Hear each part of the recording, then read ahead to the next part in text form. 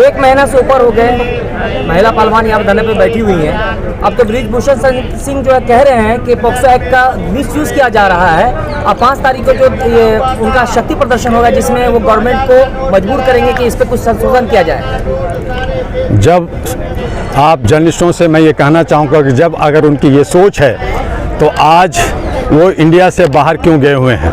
आपको मालूम होना चाहिए कि बृजभूषण इंडिया से बाहर हैं इस वक्त और वहाँ नेगोशिएट हो रहा है कि किस तरह से सत्ता पक्ष उन्हें बचाए और वो कितना फंड सत्ता पक्ष को देंगे। ये सारे नेगोशिएशन हो रहा है। पोस्को में बचना बहुत मुश्किल है।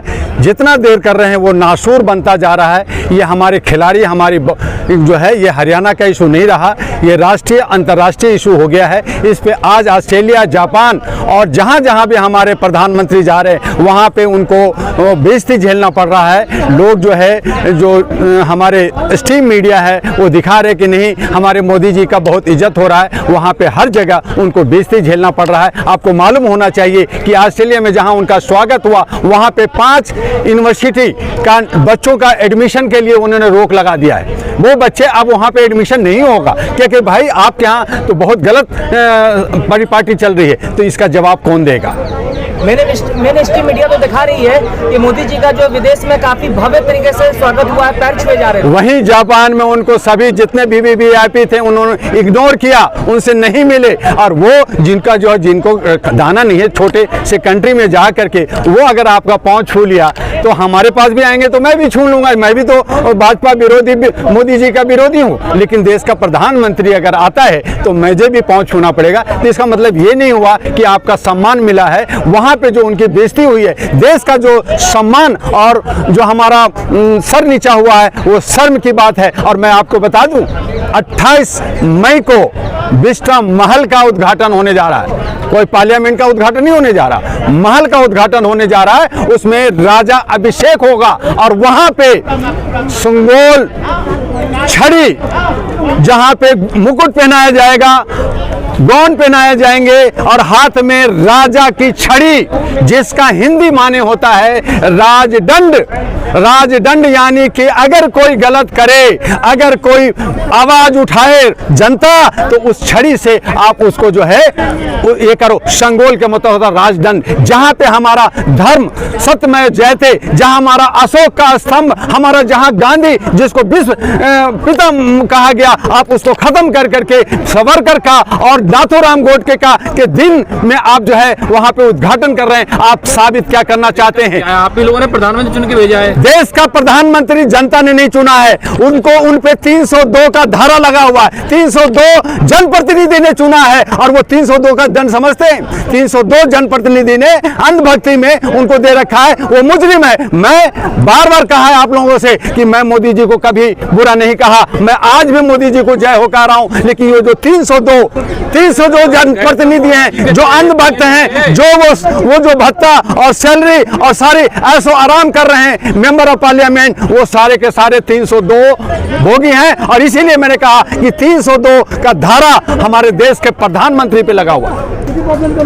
अरे तो जनता ने तो चुन के भेजा है, गए तो जनता ने चुना था जनप्रतिनिधि को कि अच्छे प्रतिनिधि चुन करके देश का प्रधानमंत्री बनाओ। इसीलिए मेरी मांग है कि प्रधानमंत्री, उप प्रधानमंत्री और चीफ मिनिस्टर का चुनाव डायरेक्ट जनता के हाथों से होना चाहिए। जनता उसका ये देखे। आज जो वो चुनते हैं और वो आपस में बिट करते हैं, विदेशों में जाके मीटिंग करते हैं और वो हमारे जितने भी अथॉरिटी हैं, चाहे वो इलेक्शन कमीशन हो, चाहे न्यायविद हो, कोर्ट हो, चाहे हमारा जो है कार्यपालिका हो, चाहे IAS IPS की हो, वो सभी को, पुलिस को, सिक्योरिटी को मुट्ठी में रख करके, पॉकेट में रख करके और वो बात करते हैं जनता के हित में। अगर सोचते तो आज जो 1 महीना से ज्यादा हो गया है हमारे अंतर्राष्ट्रीय खिलाड़ी, हमारी महिलाओं की जो मान सम्मान है उसके लिए वो आंखें बंद करके क्यों बैठे हैं, वो चुप क्यों बैठे हैं। अगर जनता का प्रधानमंत्री है तो उनको यहाँ पे आना चाहिए था। उन्होंने कहा था कि मैं भारत का प्रधान सेवक हूँ, मैं जो है चौकीदार हूँ, मैं खाली झोला लेके आया हूँ, तो उनको आना चाहिए था। लेकिन क्यों नहीं आ रहे हैं, देश विदेश क्यों घूम रहे हैं। यानी हम यहाँ पे गर्मी में मरे, हम यहाँ पे खून हम लोग गोली खाएं, हम लोग यहाँ मच्छर खाएं और आप जो है ऐश करेंगे तो वाह रे वाह। हमारे सेवक जो है वो हो गया राजतंत्र, वो उसी का तो अभिषेक होने जा रहा। हम देखेंगे कि कितने सोशल मीडिया को आपको वहां घुसने देते हैं। मैं खुद एक कार्ड मेंबर वहाँ जाने के लिए एक एप्लीकेशन डाला है कि हमें भी एक इनविटेशन दिया जाए। करें नहीं दुआ जी, वहाँ पे तो खाली वीवीआईपी लोग रहेंगे, वहाँ पे बहुत सारे ओपोजिशन भी नहीं रहेंगे। तो वो जो खास लोगों के राजमहल में, जैसे पहले राजा के दरबार में राज लगता था, वैसे दरबार लगने जा रहा है। वो जनता, अगर जनता का था तो ये उद्घाटन इंडिया गेट पे करते, उनको मैदान में करते, जंतर मंतर पे करते, जैसे केजरीवाल ने अपने शपथ रामलीला ग्राउंड में लिया था, आप वो करते। तो मैं कहता कि हाँ ये आप काम है। मैं ये नहीं कह रहा कि राष्ट्रपति से करो या प्राइम मिनिस्टर से करो, जिससे करना है, लेकिन वो जनता का अगर है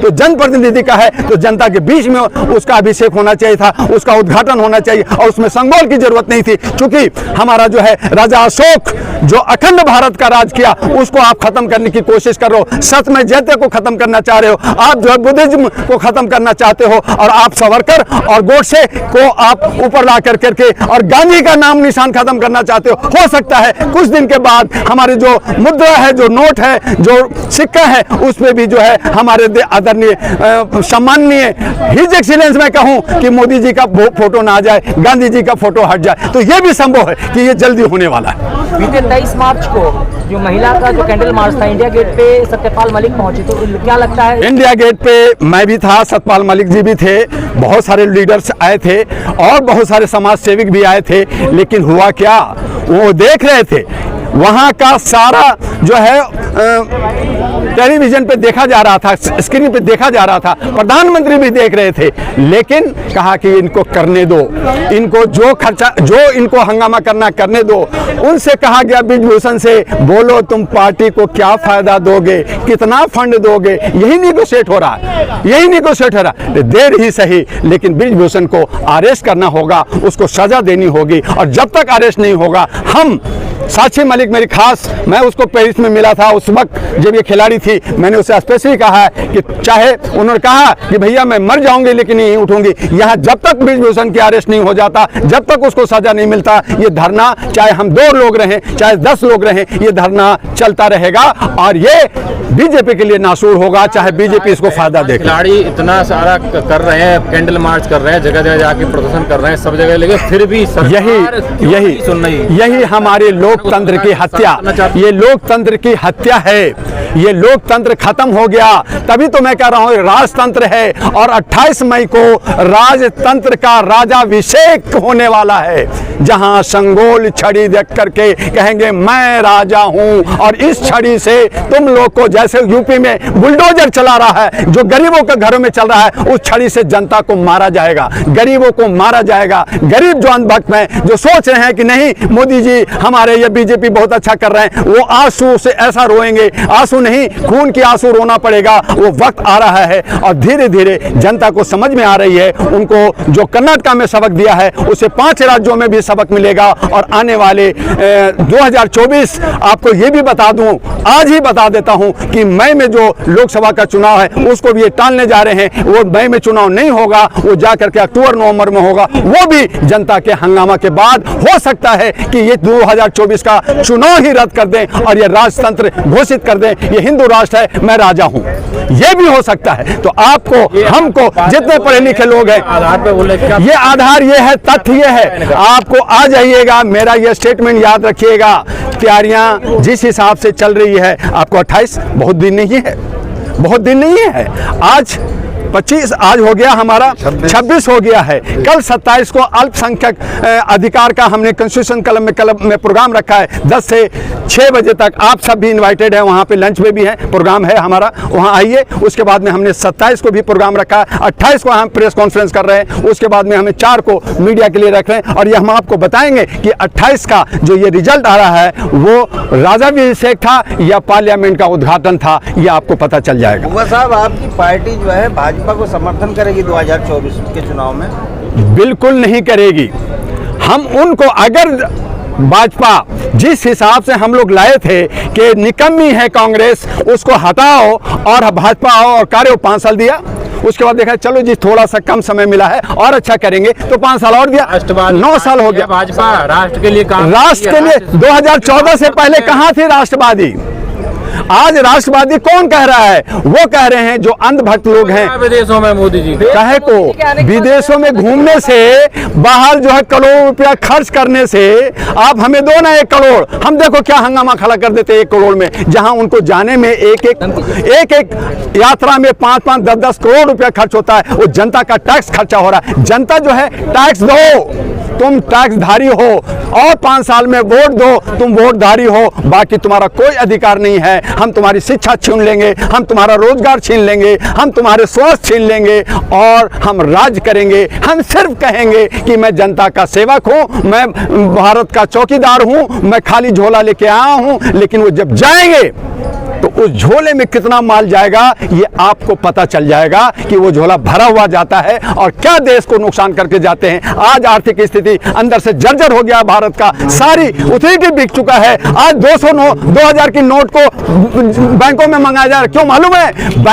बहुत सारे बैंक दिवालिया होने वाली थी, बैंक बंद होने वाला था, अडानी के पैसे कम हो रहे थे। उस डिफिसिट को खत्म करने के लिए ये चक्र चलाया गया कि भाई ये 2000 का नोट जो घर घर में रखा है वो सब निकालो ताकि बैंकों में पैसा बहुत सारा रहे। वो 2000 नोट बंद करने की बात नहीं, अभी भी बंद करने की बात नहीं है, उसको निकालने की थी कि बैंकों के पास ज्यादा सरप्लस मनी आ जाए और फिर हम अडानी को हम दे सके और अडानी की मसला को खत्म कर दे। अब तो सुप्रीम कोर्ट में गई है, वहां पे चीफ जस्टिस ऑफ इंडिया को कहा जा रहा है कि आप छुट्टी लीजिए, आप विदेश घूमिए, बाकी दूसरी जजेस सुनेंगे। तो इस तरह का साजिश, इस तरह का ये राजतंत्र का जो ये माहौल चल रहा है, ये जो आप सबको समझ में नहीं आएगा, आम आदमी को समझ में नहीं आएगा, लेकिन आम आदमी धीरे धीरे समझने लगी है और एक दिन यही आंदोलन एक विकराल आंदोलन लेगा और 2024 में बीजेपी की सरकार नहीं होगी। जो आज 303 पे है, आज 102 पे भी उनको माहौल पड़ जाएगा। जो आज 302 है, 102 पे भी माहौल आएगा। अगर 102 भी आ गया तो वो भी एक क्रिमिनल है। वो इस तरह का ऑफेंस है कि आज जितने भी हमारे जनप्रतिनिधि हैं उनके खिलाफ हमें आवाज उठानी होगी, उनको हराना होगा। और इसके लिए हमने जनवरी से ही भाजपा हराओ अभियान का मैंने बिल्कुल फूंक चुके हैं और उसमें मेरी सफलता कर्नाटक में मिल चुका है और 5 राज्यों में भी